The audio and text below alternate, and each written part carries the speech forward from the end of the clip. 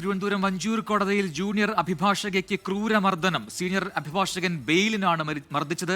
ഗുരുതരമായി പരിക്കേറ്റ അഭിഭാഷക ശ്യാമിലിയെ ഇപ്പോൾ ആശുപത്രിയിൽ പ്രവേശിപ്പിച്ചിരിക്കുകയാണ്. മേഘന മുരളി തിരുവനന്തപുരത്തും ചേരുന്നു കൂടുതൽ വിവരങ്ങളുമായി. മേഘന, ഇതെന്താണ്, കോടതിയിൽ സംഘട്ടനമാണോ? ഇതിൽ രണ്ട് അഭിഭാഷകരുണ്ട്, അതിലൊന്ന് ഈ മർദ്ദനമേറ്റയാൾ ജൂനിയർ അഭിഭാഷകയാണ്. എന്താണ് സംഭവിച്ചത്?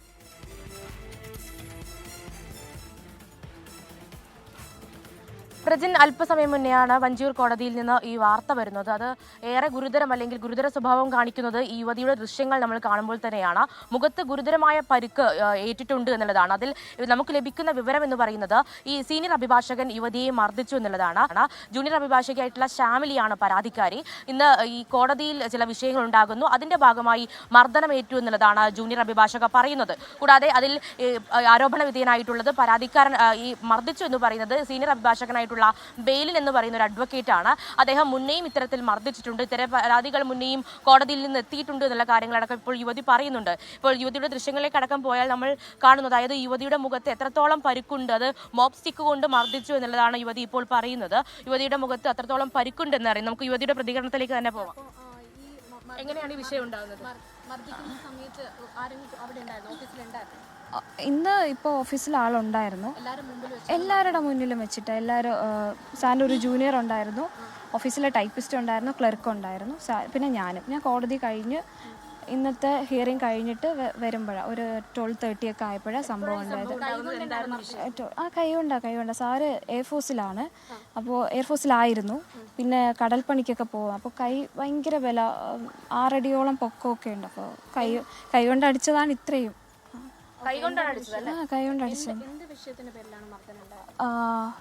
വെനസ്ഡേ എന്നോട് വൈകിട്ട് ഒരു 7:30 ആയപ്പോൾ ഞാനും ഹസ്ബൻഡും പോവായിരുന്നു വീട്ടിലോട്ട്. ഓഫീസിൽ നിന്ന് തന്നെ പോവായിരുന്നു. വിളിച്ചിട്ട് ഒരു 7:30 ആയപ്പോൾ വിളിച്ചിട്ട് പറഞ്ഞു, നാളെ മുതൽ ഷാമിൽ ഓഫീസിൽ വരണ്ട. അതുവരെയും സാർ ഓഫീസിലില്ലായിരുന്നു. ഇറങ്ങുന്നവരെയും എന്താ ഒരു ഇഷ്യൂ ഇല്ല, എല്ലാവരോടും ഓക്കെ ബൈ ഇറങ്ങുവാണെന്ന് പറഞ്ഞിട്ട് തന്നെയാണ് പോയത്. പെട്ടെന്ന് വിളിച്ചിട്ട് നാളെ മുതൽ ഓഫീസിൽ വരണം. ചോദിച്ചാൽ എന്താ സാർ കാര്യം? അത് ഓഫീസിലെ ടൈപ്പിസ്റ്റിനെ ഞാൻ ഇൻസൾട്ട് ചെയ്തു എന്നാണ് എനിക്ക് മേലെ. ഞാൻ പറയാം, ഞാൻ അങ്ങനെയൊന്നും ചെയ്തിട്ടില്ല.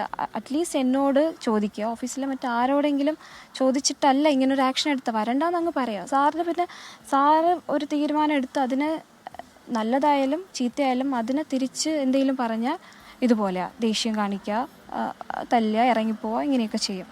അപ്പോൾ ഞാൻ ചോദിച്ചു, എന്താ സാർ കാര്യം? അത് ടൈപ്പിസ്റ്റിനെ ഞാൻ അപമാനിച്ചു. അങ്ങനെ ഒരു കാര്യം അവിടെ നടന്നിട്ടില്ല, അത് വേറൊരു കാര്യം. അപ്പോൾ ഇതിൻ്റെ ബേസിസിലാണ് സാറ് ഫോൺ പറഞ്ഞത്. അത് കഴിഞ്ഞിട്ട് ഞാൻ 2 ദിവസം ഓഫീസിൽ പോയില്ല. വ്യാഴവും വെള്ളിയും ഞാൻ ഓഫീസിൽ പോയില്ല. അത് കഴിഞ്ഞിട്ട് ശനിയാഴ്ച സാറ് വിളിക്കുക. ഞാൻ സാറിൻ്റെ നമ്പറൊക്കെ ബ്ലോക്ക് ചെയ്തേക്കാം, എനിക്കിനി ഓഫീസിൽ വേണ്ട, ഞാൻ കംപ്ലീറ്റ് ഓക്കെ. ഓഫീസ് ഈ പറഞ്ഞ പ്രിയ എന്ന് പറഞ്ഞ ആ ചേച്ചിയുടെ നമ്പറും സാറിൻ്റെ നമ്പറൊക്കെ ഞാൻ ഡിലീറ്റ് ചെയ്ത് ബ്ലോക്ക് ചെയ്തു. അത് കഴിഞ്ഞിട്ട് സാറ് സ്ഥലത്തില്ലായിരുന്നു. വെള്ളിയാഴ്ച സാറ് വന്നിട്ടുണ്ടായിരുന്നു. വെള്ളിയോ ശനിയോ വന്നു കഴിഞ്ഞിട്ട് ശനിയാഴ്ച വന്നിട്ട് പ്രിയ ചേച്ചിയുടെ ഫോണിൽ നിന്ന് എന്നെ വിളിച്ചു. ആ നമ്പർ, പ്രിയ ചേച്ചിയുടെ നമ്പർ ഞാൻ ഡിലീറ്റും സാറിൻ്റെ നമ്പർ ബ്ലോക്കുമാണ് ചെയ്തത്. അങ്ങനെ സാറിൻ്റെ നമ്പർ എനിക്ക് കാണാതെ അറിയാം. അപ്പോൾ അതുകൊണ്ട് അത് ബ്ലോക്ക് ചെയ്തു. അത് കഴിഞ്ഞിട്ട് പ്രിയ ചേച്ചിയുടെ ഫോണിൽ നിന്ന് എന്നെ വിളിച്ചിട്ട് സാറ് സംസാരിച്ച്, ഷാമിലി രാവിലെ മുതൽ വിളിക്കുന്നുണ്ട്, കിട്ടുന്നില്ല എന്ന് പറഞ്ഞു. ഞാൻ പറഞ്ഞു, ഞാൻ സാറിൻ്റെ നമ്പർ ബ്ലോക്ക് ചെയ്തേക്കുവാണ്. അതെന്തിനാണ് ബ്ലോക്ക് ചെയ്താൽ മതി, എനിക്കിനി ആ ഓഫീസിൽ തുടരാൻ താല്പര്യമില്ല, സാറിൻ്റെ നമ്പറും എനിക്കിനി വേണ്ട, അതാണ് ബ്ലോക്ക് ചെയ്യുക. അപ്പോൾ ബ്ലോക്ക് മാറ്റ് എന്ന് പറഞ്ഞിട്ട് ഓക്കെ, ഞാൻ ബ്ലോക്ക് മാറ്റിയിട്ട് പിന്നെ കുറേ സോറി പറച്ചില്ല. ഓഫീസിൽ എല്ലാവരുടെ മുന്നിൽ വെച്ച് ഞാൻ സോറി പറയാം, ഞാൻ കാല് പിടിച്ച് സോറി പറയാം, ഓഫീസിൽ വരണം, തിരിച്ചു വരണം, ഷാമിലെ ഓഫീസിൻ്റെ അസറ്റാണ്, ഇല്ലാതെ പറ്റില്ല. ഇന്ന് കേസ് കോടതിയിൽ ഹിയറിംഗ് കഴിഞ്ഞിട്ട് സാറും കോടതിയിൽ നിന്ന് കയറിയായിരുന്നു. ഞാൻ ഫസ്റ്റ് ട്രാക്ക് 2-ലായിരുന്നു. അവിടെ ഒരു ബെയിൽ ആപ്ലിക്കേഷൻ ഹിയറിംഗ് ഉണ്ടായിരുന്നു. ഹിയറിംഗ് കഴിഞ്ഞു, തിരിച്ച് ഞാൻ ഓഫീസിലെത്തി. ഇന്നലെ നൈറ്റ് തന്നെ ഞാൻ സാറിനെ വിളിച്ചിട്ടുണ്ടായിരുന്നു. എനിക്ക് സാറിനോട് കുറച്ച് സംസാരിക്കണം, റിലേറ്റഡ് ടു നേരത്തെ പറഞ്ഞ ഇഷ്യൂ. ഓഫീസിൽ നിന്ന് പറഞ്ഞു. സാറിനും ഓക്കെ, നേരിട്ട് സംസാരിക്കാം.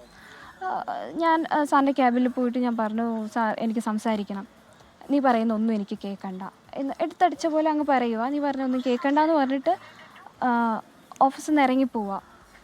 അപ്പോൾ ഞാൻ പറഞ്ഞു, സാർ എനിക്ക് അപ്പോൾ പുറത്തിറങ്ങി, ക്യാബിനിൽ നിന്ന് പുറത്തിറങ്ങി ഓഫീസിൽ എല്ലാ സ്റ്റാഫും ഉണ്ട്, ക്ലർക്ക്, ടൈപ്പിസ്റ്റ്, സാറിൻ്റെ ഒരു ജൂനിയർ എല്ലാവരും ഉണ്ട്.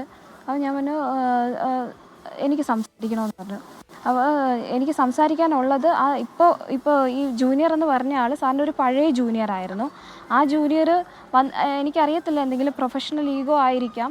പണ്ട് സാറിൻ്റെ കൂടെ ആദ്യം ഉണ്ടായിരുന്ന ജൂനിയറാണ്. അത് കഴിഞ്ഞിട്ട് എന്തൊക്കെയോ കാരണങ്ങൾ ഓഫീസിൽ നിന്ന് പോയി. അതിനുശേഷം 2022 ഞാൻ വരുന്നത്. ഇപ്പോൾ 3 വർഷമായി. അപ്പോൾ ഓഫീസിൽ ആ ചേച്ചി ഉണ്ടായിരുന്നു. ആ ചേച്ചിക്ക് എന്നോട് എനിക്കറിയത്തില്ല എന്താ വിഷയമെന്ന് എനിക്കറിയത്തില്ല. പേഴ്സണൽ ഈഗോ ആകാം, ഇല്ലാത്തൊരു കാര്യം ഞാനും ഫയൽ മുഖത്ത് വലിച്ചെറിഞ്ഞു. ആ ഓഫീസിൽ ബാക്കിയും സ്റ്റാഫുണ്ട്, അവരാരും അങ്ങനെ ഒരു കാര്യം കണ്ടിട്ടേ ഇല്ല. ഞാൻ ഫയൽ മുഖത്ത് വലിച്ചെറിഞ്ഞു എന്നൊക്കെ വിളിച്ച് പറഞ്ഞതിൻ്റെ ബേസിസ് സാർ സ്ഥലത്തില്ലായിരുന്നു. വിളിച്ച് പറഞ്ഞതിൻ്റെ ബേസിസിലാണ് സാർ എന്നെ വിളിച്ച് നാളെ മുതൽ ഓഫീസിൽ വരേണ്ട, ടൈപ്പിസ്റ്റിനെ ഞാൻ ഇൻസൾട്ട് ചെയ്തു, അതാണ് മാറ്റർ. അപ്പം എനിക്ക് ഇന്ന് ഓഫീസിൽ വന്ന് ഈ ടൈപ്പിസ്റ്റ് എന്ന് പറയുന്ന ചേച്ചിയോട് ഞാൻ സംസാരിച്ചു. ചേച്ചി എന്തിനാ ഇങ്ങനെ ഇല്ലാത്തൊരു കാര്യം സാറിനോട് പറഞ്ഞത്? അപ്പോൾ ചേച്ചി പറഞ്ഞു ഞാനങ്ങനെ സാറിനോട് പറഞ്ഞിട്ടില്ല, ചേച്ചി ഈ കാര്യം അറിയിച്ചിട്ടില്ല. അപ്പോൾ ഈ കാര്യം ഈ ചേച്ചി മിഥുനയോട് പറഞ്ഞിട്ടുണ്ടായിരുന്നു എന്ന് പറഞ്ഞു. മിഥുനയാണ് ഓഫീസിൽ സാറിനെ അറിയിച്ചത്. ഇതിനു മുമ്പ് ഏതെങ്കിലും തരത്തിൽ അയാൾ ആക്രമിക്കാൻ ശ്രമിച്ചിട്ടുണ്ടായിരുന്നു? ഇതിന് മുമ്പ് ആ ദേഷ്യം വരുമ്പോഴൊക്കെ എന്താ പറയുന്നതെന്ന് സാറിന് അറിയത്തില്ല. കൈ കൊണ്ട് അടിച്ചതാ. സാർ എയർഫോഴ്സിലാണ്, പിന്നെ കടൽപ്പണിക്കും പോയിട്ടുണ്ട്. അപ്പോൾ അത്രയും കട്ടിയുള്ള കൈ ആയതുകൊണ്ടാണ് ഇത്രയും ഇങ്ങനെ എന്തെങ്കിലും ആയുധം വെച്ച് അടിച്ചതുപോലെ തോന്നുന്നത്.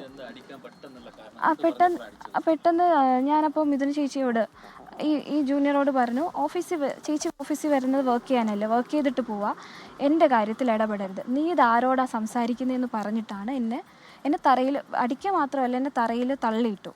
വീണ്ടും എൻ്റെ സീനിയർ മിഥുന ചേച്ചി എന്നെ അടിക്കാതെ അഡ്വക്കേറ്റ് ബെയിലിൻ ദാസ്.